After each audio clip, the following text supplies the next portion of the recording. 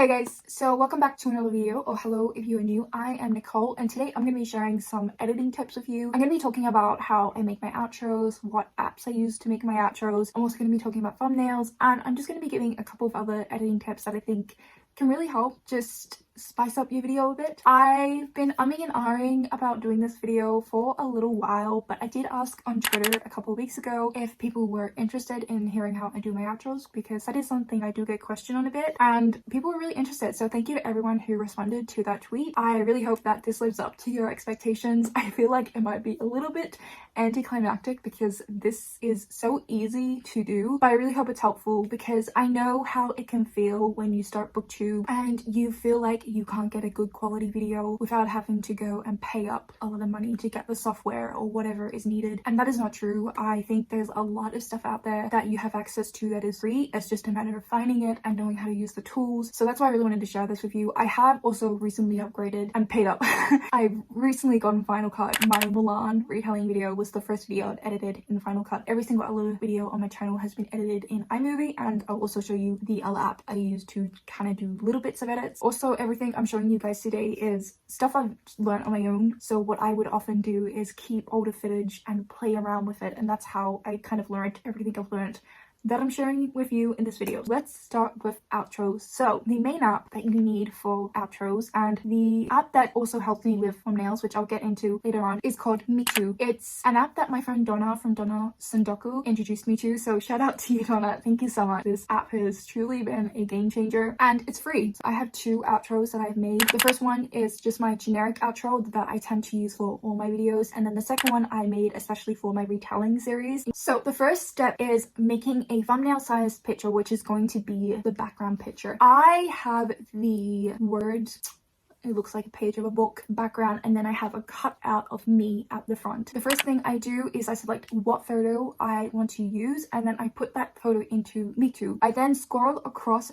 to cut out, and the app will automatically cut out your image. However, I have found that if you are holding books, or your arms might be out, or I don't know, if your hair's up in some way like ponytails or something, the app might not cut out those bits that are away from your body. You can go in with the pen tool and shade in the entire cutout that you want, which can be a little fiddly, but it gets easier with use. I do it on my iPhone and I find it really easy now. I think if you have an iPad, this app would be perfect. Once that image is cut out, what I like to do is I put a filter on it. The filter I select is this watercolor sketch one. I really like the vibe of it. However, I have found that because I have blue eyes, and this is an Asian app, that my eyes don't always translate in the pictures. So I'll put some examples, but I can't have a picture with my eyes open. That's why in my outros my eyes are closed, because they don't translate. Once I've done that, I then select a background. I usually have the background already made. You can also highlight your image by using the stroke tool, and there's different options. You can also change the color of the outline. So that's your base. I know a lot of people like to have their socials in their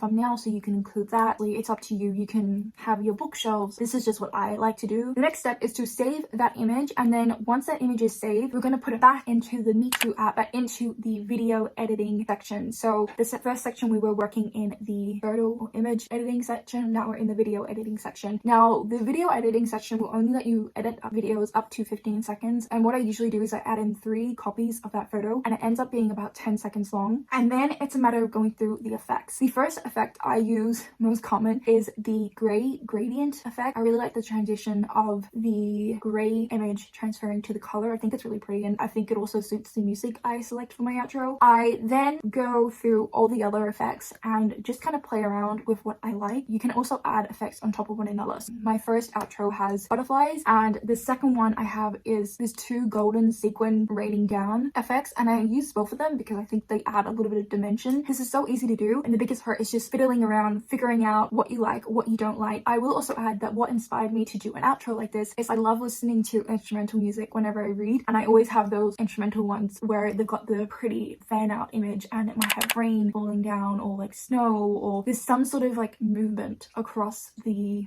art image. That's where I got my idea from. What is also really great about this Me Too app as well is they are constantly upgrading and adding effects. When I did my first outro, there was only one butterfly effect, and now there's like 3. I still prefer the one I first liked. Then once you're happy with the effects, what I do is I save that and I put it into iMovie. Now in iMovie, what I do is I add the music, and I also play around with the timing or the motion of the video and also the music. I personally feel like the butterflies move too fast originally, so what I do is I slow down that timing. I also slow down the gray to color gradient change, but not as much as I slow down the butterflies, and then I also slow down my music. I think that just ties in really nicely. When I originally made this outro, it did take me about 3 to 4 hours to make, but that was just because it's fiddly. It takes time to figure out what you like, but once you are finished, you have an outro that you can use for every single one of your videos just there. It's really helpful. I also use this method for when I like to introduce a book in my vlogs. If you've seen my retelling vlogs, you will notice that I like to have a image of the book and then some sort of effect going over when I introduce the book. That's it. It is that simple. I will also say, if you are someone who does want to add socials, how I would personally do it is I would have the image and then I would have the effects in the background, and then I would add the socials in a box in an overlay. I'll have it on the screen so it makes more sense instead of me trying to explain it verbally, but that's how I personally would do it. So then the overlays are in the background, or you can have the effects in the front. It's up to you, but yeah, it's just a matter of fiddling around, figuring out what you like, what you don't like. So now let's move on to the second part. I'm going to be talking about thumbnails. I use 2 apps mostly to make my thumbnails. The first one again is Me Too, and the second one is Fonto. I start off with my thumbnails having the image I like, and I put it through a filter. I tend to brighten the image. I find that a lot more visually pleasing, and I hope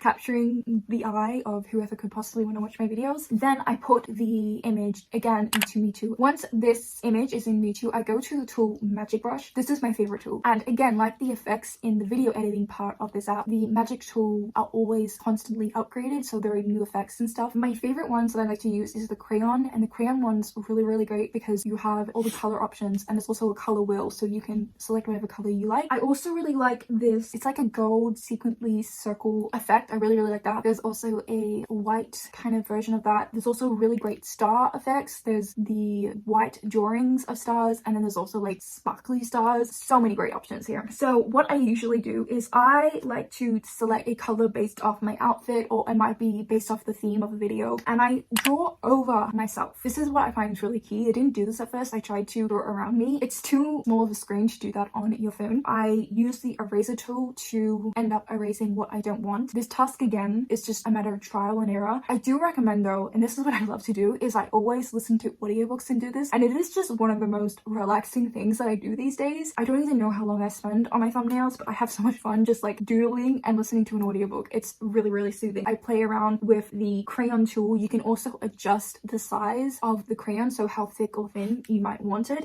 You can actually adjust all the Magic Brush effects sizes, so if you want a big star or a little star. Then once I have an image that I'm happy with, I will then put it into Fonto. Now Fonto is what I use to add the images of the books that I've read, and I also use it to do my titles. So I usually type in my thumbnail, and then I usually have a stroke, and a stroke is the outline, and you can change the thickness of this and the color. And then I also usually have a background shadow color, and again I usually base my color choices off the color scheme that's I'm going for this video. Again, this is one of those things where you gotta muck around. You gotta muck around with how many books you want in the thumbnails. I usually don't have every single book I read in a month in a wrap-up thumbnail because there's too many and I don't want it to be too chaotic. And you also gotta play around with font size, color. I tend to do the same font every time, but it's just the sizes and colors change. Sometimes I do have to go back into Me Too and redo some of the effects because I may not be happy. One thing I will add when doing effects on Me Too is I think it's really important to, once you do the crayon,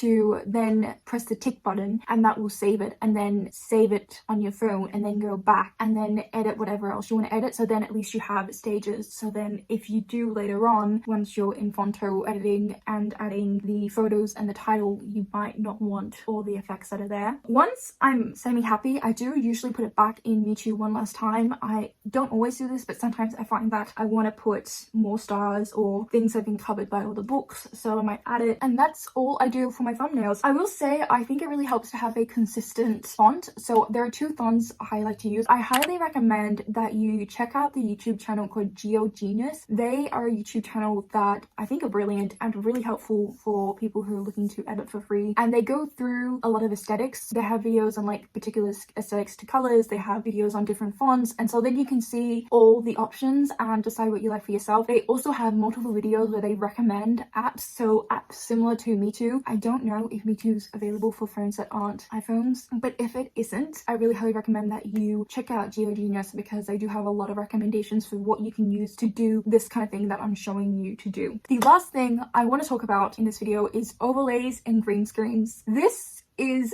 the game changer. I honestly think, I think once you discover overlays and green screens, it just oh my god, it just opens up so many opportunities for your videos. You would have seen these on so many YouTubers videos. If you don't know what an overlay or a green screen is, it's pretty much just adding a video on top of your A-roll footage. So this right now is my A-roll footage. You add a video on top, but you fade it so that you just see an effect. So this can be the vintage film effect, this can be the border effect. When people have the like mathematic, thinking one, that's a green screen. This is what I have found to be key to making the atmosphere of my videos. It's called overlay in Final Cut, and then in iMovie it is called green screen. So if I'm switching between the two names, that is why. But I do think iMovie is kind of more friendly use for it, because when it comes to Final Cut, you have to like adjust the transparency, whereas I feel like in iMovie it just always goes over really, really nicely. I have made a playlist and I've linked it down below of green screens that I really like to use that are available on YouTube. All you have to do is download them and then you can put them in your videos, and it just really creates that aesthetic. Also, when it comes to making your outro, if there are effects in MeToo that you don't like but you still want to add an effect, then you can add an effect that you find online. This is what I also do for my retellings vlogs. I did this when I did my Mulan one, and when I introduced each book of the Mulan book, I had this idea that I wanted like it to be like ink spilling on the page, and that's what it came. I typed in ink overlays on YouTube and I came up with a bunch of options. There are also a lot of overlays out there where people have bunched them all into one huge video, and if you download that whole video, they could be pretty long, but you can cut out the overlay you like and then you get all the options. That's what I tend to do because I find that a lot of ones I want aren't uploaded individually. So you can also make your own overlays. This is something I do. All I do is, if you are using iMovie, you use a green screen. You literally just make a green thumbnail size picture and you can create a border. You can put sticky tape on the edges. You can put stars or like spilled paint, and then you put that on top of your video, and then you get that special kind of effect. I haven't done this in a while, but I used to really love using PixArt, and they have all these kind of like little GIF effects, and I used to really love using the stars, or they've got these really cute book effects. And what you can do is you can import a image of just a green background and then put whatever effect, the stars or the books or whatever, onto that green image. And then if you screen record yourself doing that, then you won't get the watermark, and you can crop that image and then use that image as a green screen. Hey guys, this is Editing Nicole. I had a bit of an epiphany while I was editing this. I think it would actually be a really cool idea as well if you don't want to use an image of yourself but you still want to use some sort of graphics in your outro or your intro. I think PixArt is a really great option to find those graphics that move. So I just wanted to throw that out there in case you guys are looking for more ways to get creative. If you want to do writing in your vlogs, so you can use MeToo, or you can even do this on your computer and you just have to have a green image, or if you are using Final Cut you have to use black, and you just write while you screen record, and there you go. That's what I did for my Mulan intro. That's kind of it. I hope you guys found this helpful. If you have any questions at all, please leave them down below. I hope I was as precise as I could possibly be. I'm also debating to do a follow-up video to this. I want to kind of do a editing tips and tricks for newbies, like strictly newbies. So if you have any other questions, please let me know. If you end up making any outros or thumbnails based on my tips, please also let me know, tag me. I would really love to see what you come up with. And I hope you guys have a lot of fun and end up falling in love with editing like I have. Thank you so much for watching, and I really hope that you're enjoying whatever you are currently reading, and I'll see you next time. Bye!